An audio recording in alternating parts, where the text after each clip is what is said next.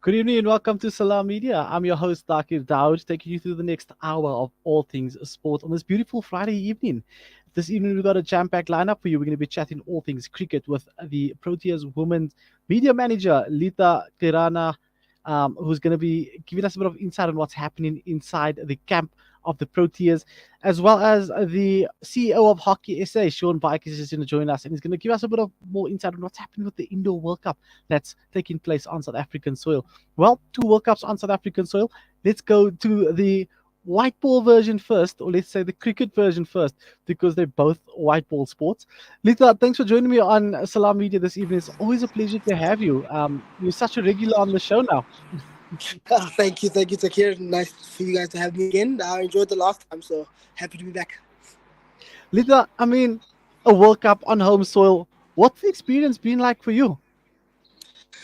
Busy, very busy as you can imagine. Obviously, home World Cup, the team that hosting is in demand, huge demand from media such as yourself, from the government as well, from obviously the tournament itself. It's very, very enjoyable though, thoroughly enjoyable. I mean, we've been Cape Town, Paul, and now we're in Gqirana, getting ready to play Australia tomorrow. So it's been good, busy, but definitely memorable.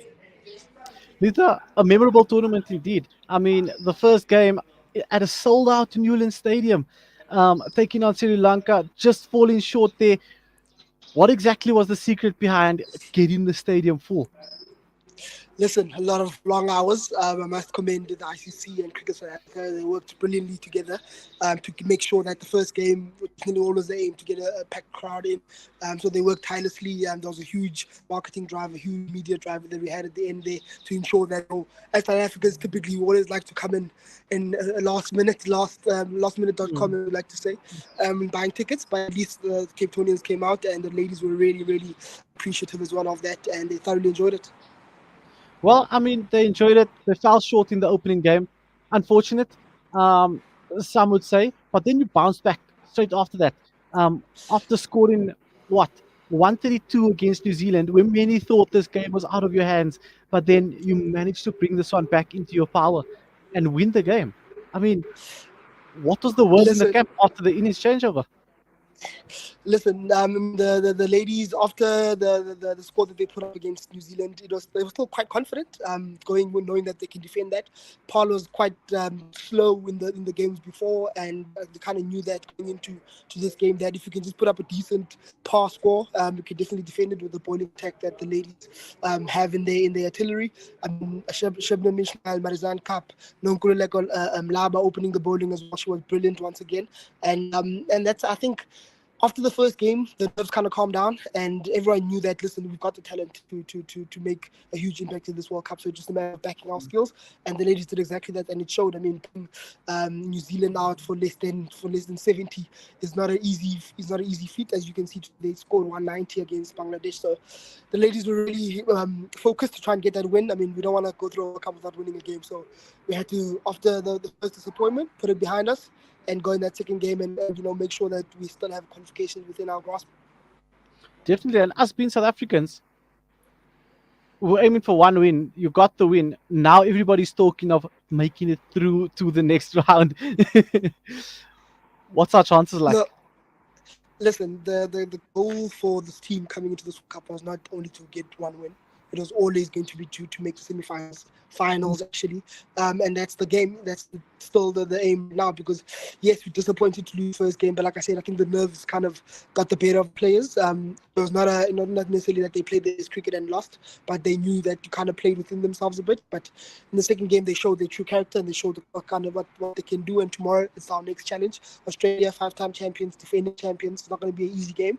We know that if we play our best and we deliver the best cricket that we have, anything can happen. T20 cricket is a very fun game. Mm. Home ground advantage. The St. George's band behind you. What more could you ask for? Do you think that Listen, tomorrow will play out in your favor?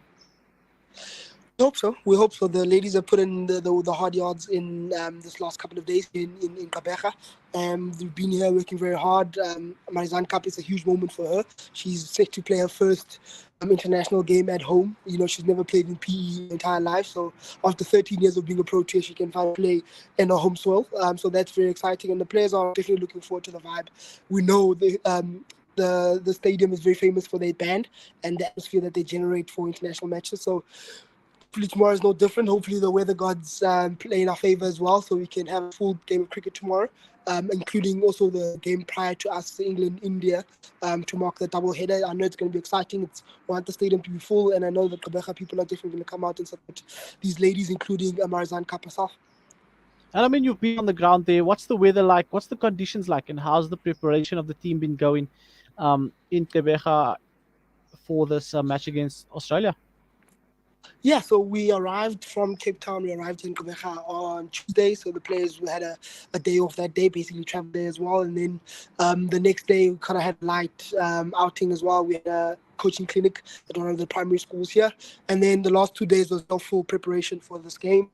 After the ladies have kind of refreshed from that victory, and actually because both teams, the first two games came quite close to each other, so it was a nice gap in between. So the preparation's been good. Unfortunately today the rain did visit us a bit, but it didn't disrupt any training or anything like that. Kind of came late in the afternoon. Tomorrow's weather does not look great in the morning, but hopefully in the afternoon, once the games get underway, it'll clear up nicely. As I said, prepare us for two humdinger games, including obviously South Africa, Australia as the main event. No, definitely. It's going to be interesting to see how this one unfolds. But I mean, you've been on the road now, and just from a player's perspective, you're in camp with the players. Cape Town, Paul, Cape Town, now Gqirana. How do you guys keep up? Listen, I can even take you back London since the first week of Jan. So the players have been on the road since the first week of Jan, but they're used to it. These are seasoned professionals who've got a lot of experience in this squad. They've been all over the world last year. I mean, one of them spent 9 months on the road last year in total, playing World Cups, playing global T20 tournaments as well. So they're kind of used to it. It makes it easy now being at home because your family is also able to travel to you guys, watch the games. So in Cape Town, that opening game, everyone had their families there, coaches, management, players, everyone involved had family members visiting them just to press that reset button. Obviously, make sure that the support behind the team is there and live in person, obviously outside of the fans. So it's been good. I mean, it's an experience that everyone's been waiting for years now. So you can miss home for a bit while you're trying to enjoy this incredible experience of a home World Cup. And I Doesn't mean, come around often. exactly. And I mean, it's definitely going to play out even better as we go on because the matchups for tomorrow is just going to be insane. You mentioned Marizan Cap having the first game at home, the sentimental value behind it, and she's also a key figure in South Africa's batting order. Then we've also got Shabnab Ismail, who hasn't disappointed, whenever disappoints when she has a Protea jersey on. What's the type of approach that you guys will be taking going into this match? For argument's sake, you get to bowl first. Listen, I will echo the captain's words at the press conference today. Show no fear.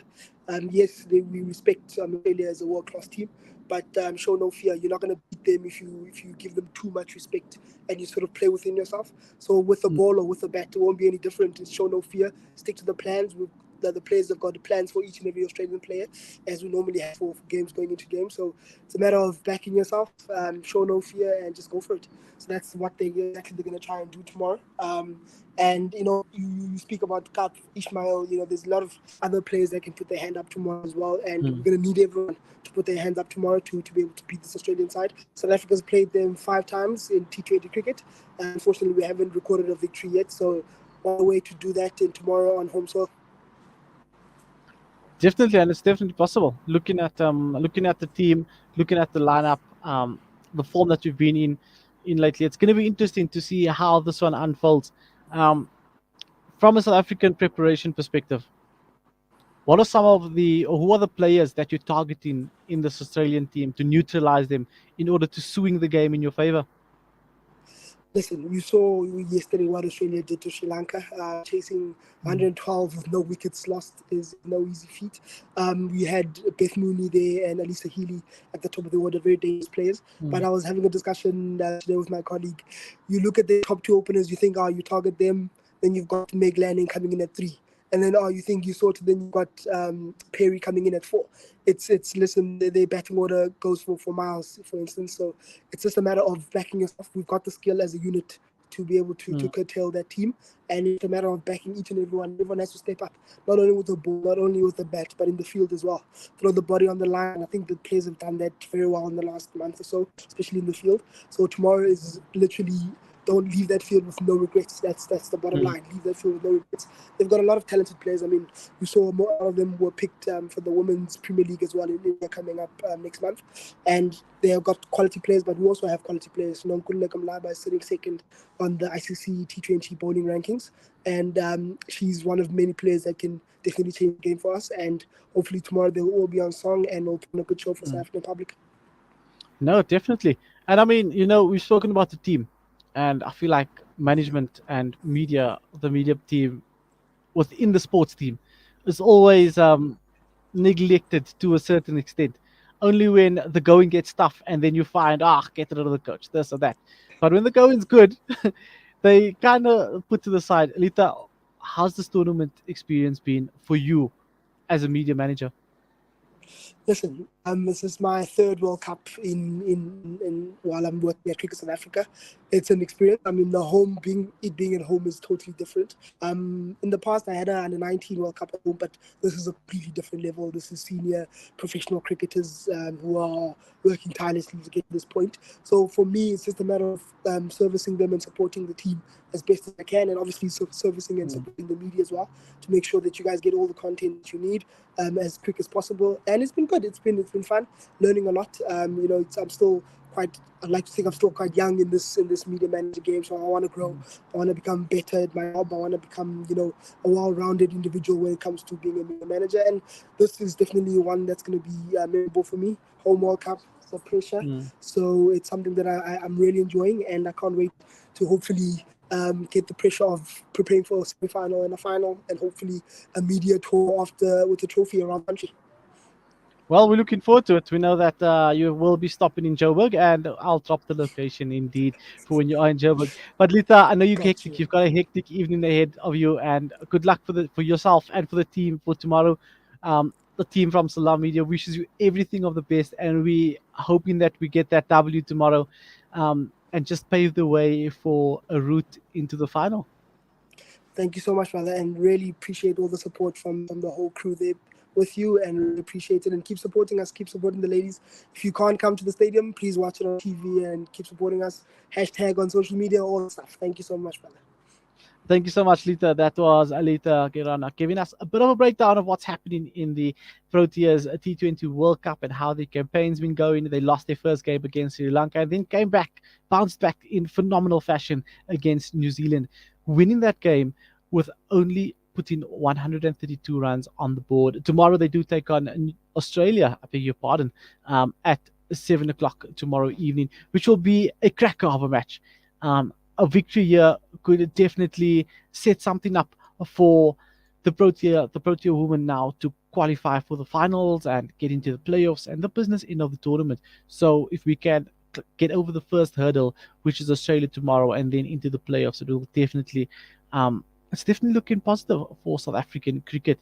Um, in saying that, a tough task ahead, but it's definitely possible. They've shown what they could do against New Zealand, and I think if they take that spirit, they can definitely get something out of this tournament with that energy if they continue at that pace. But we're going to take a quick ad break. When we do come back, we're going to be chatting all things hockey. The Indoor Hockey World Cup is taking place in South Africa at the moment.